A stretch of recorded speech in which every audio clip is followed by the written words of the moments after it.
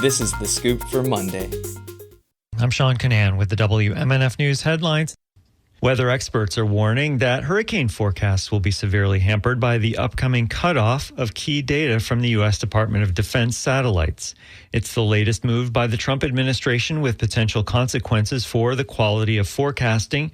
The National Oceanic and Atmospheric Administration said it would stop collecting and distributing data from 3 weather satellites that it jointly runs with the Defense Department.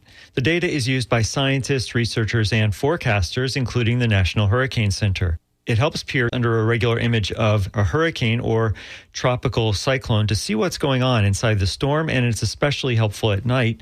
In a post on Blue Sky, University of Miami hurricane researcher Brian McNulty called the loss of data alarmingly bad news.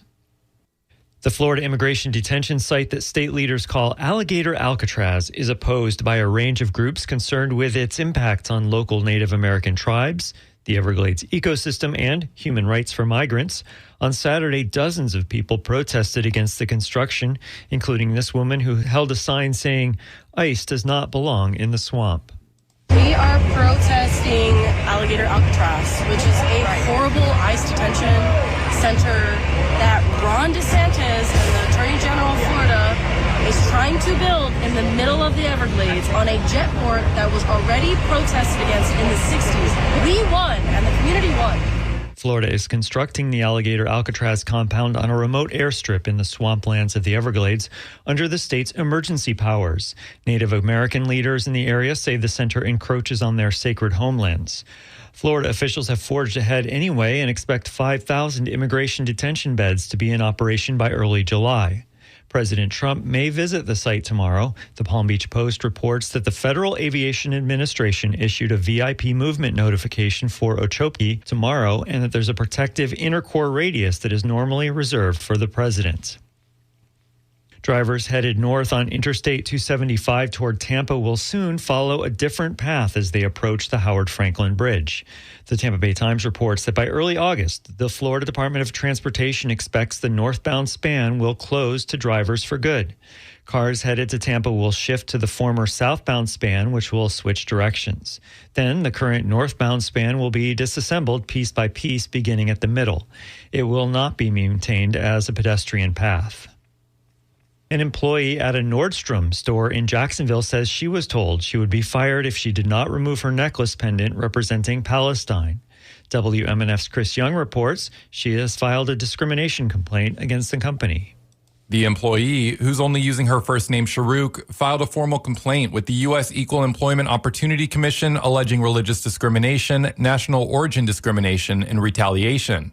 The pendant has the colors of the Palestinian flag overlaid on the shape of historic Palestine. It's also the shape of the state of Israel.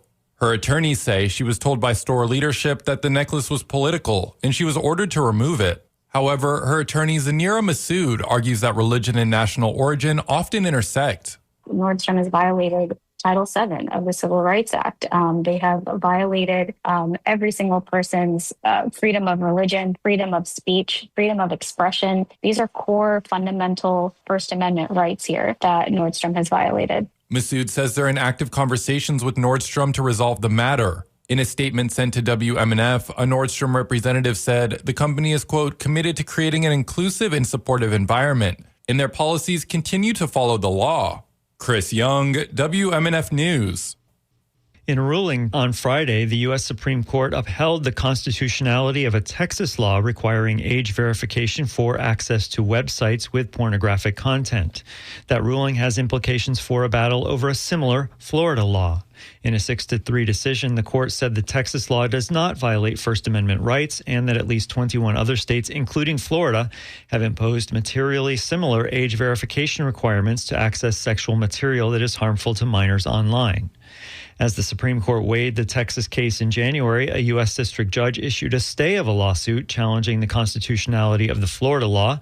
On Friday, that judge quickly lifted the stay and gave directions to lawyers, including about filing supplemental arguments now that the Supreme Court has provided additional guidance. A stray shower or thunderstorm is possible today. Highs will be in the mid-80s. Tonight, a stray shower or thunderstorm is possible with overnight lows in the mid-70s. And tomorrow, mostly cloudy with highs in the high 80s. I'm Sean Canan with the WMNF News headlines. This is The Scoop, recorded at WMNF Tampa.